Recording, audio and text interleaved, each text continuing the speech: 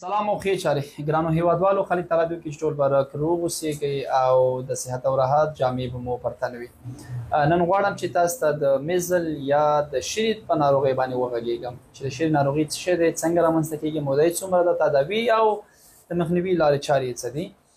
که د شرید په ناروغۍ باندې په تفصیل سره غږیږو نو موضوع به اوږدیږي.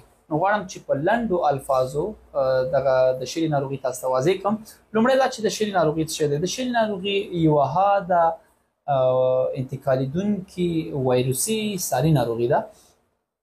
دویمه دا چې په کومو اشخاصو کې د شرید ناروغي منځته راځي، په ماشومانو کې او په لویانو کې هم د شرید چې دی منځته راځي.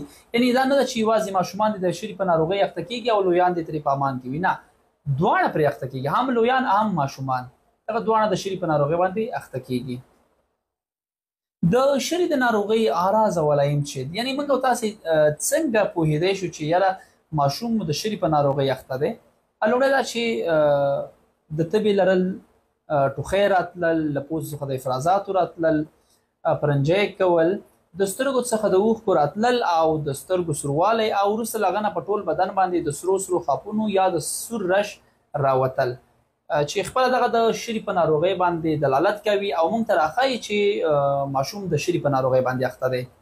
که چیرې تاسې په یو ماشوم کې دغه اعراض او علایم لیدلي یا ګورئ نو په دې فکر وکړئ چې ماشوم مو د شرید په ناروغۍ باندې اخته دی. د شرید د ناروغۍ موده څومره ده؟ په ماشومانو کې د شرید د ناروغۍ موده د 9 تر 14 ورځو پورې ده. یعنې په ماشومانو کې د شرید مکمله دوره د 9 تر 14 ورځو پورې دوام کوي او په لویانو کې د شرید د ناروغۍ موده د 9 تر 14 ورځو پورې دوام کوي. یعنې بیا په ځینو ناروغانو کې مختلف وي، کېدای شي پر ځینو کې تر 10 ورځو تر 12 ورځو هم دوام وکړي. د شرید د ناروغۍ د مخنیوي لارې چارې، په لومړي کې خو باید ماشومان واکسین شي، واکسین ورته ورکولی شي یا د MMR واکسین باید ناروغ ته تطبیق شي تر څو له دغې ناروغۍ څخه په امان کې پاتې شي. له هغه وروسته هغه ماشومان چې د شرید په ناروغۍ باندې اخته دي باید روغ ماشومان ورڅخه لرې وساتلی شي، ځکه موږ په خبرو کې ویلي چې د شرید ناروغي یو وایروسي ناروغي ده، ساري ناروغي ده، یو بل ته څنګه کېږي انتقالیږي. نو باید د روغ ماشومان د ناروغو ماشومانو څخه لرې وساتلی شي او ماشوم ته وخت په وخت باندې مایعات ورکړلی شي. د شرید د ناروغۍ تداوي، د شرید د ناروغۍ یوازینی تداوي چې دغه واکسین کول دي چې ماشوم ته واکسین وشي.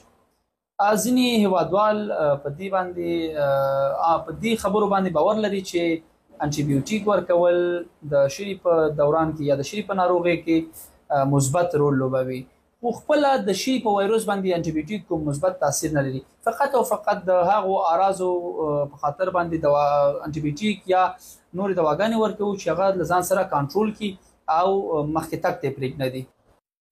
د شرید د ناروغۍ یو غټ اختلاط به درته ووایم چې هغه سینه بغل دی. کله چې د شرید ناروغۍ اختلاط ورکوي نو سینه بغل به رامنځته کېږي. په وخت باندې ناروغ تر روغتونه ونه وړلی شي، هلته بستر ورنه کړلی شي، نو ناروغ به تلف کېږي او له منځه به ځي. نو باید که چیرې اختلاطات ورکوي د شرید ناروغي باید په وخت باندې تر روغتونه ورسولی شي تر څو ناروغ د جدي مراقبت لاندې ونیولی شي. تیر کال په افغانستان کې د WHO د سروې له مخې 160 ماشومانو خپل ژوند د لاسه ورکړی دی. دغه ماشومان د شرید په شرید باندې اخته ماشومان دي چې د اختلاطاتو وروسته خپل ژوند د لاسه ورکړی دی. نو ګرانو هیوادوالو، که ماشومان مو واکسین کړي نه وي، وخت په وخت نږدې روغتیایي مرکز ته ویسئ تر څو د شرید واکسین، د پولیو واکسین او تر څنګه د نورو وایروسي ناروغیو واکسین ورته تطبیق شي تر څو ستاسې ماشومان د وایروسي ناروغیو څخه په امان کې پاتې شي.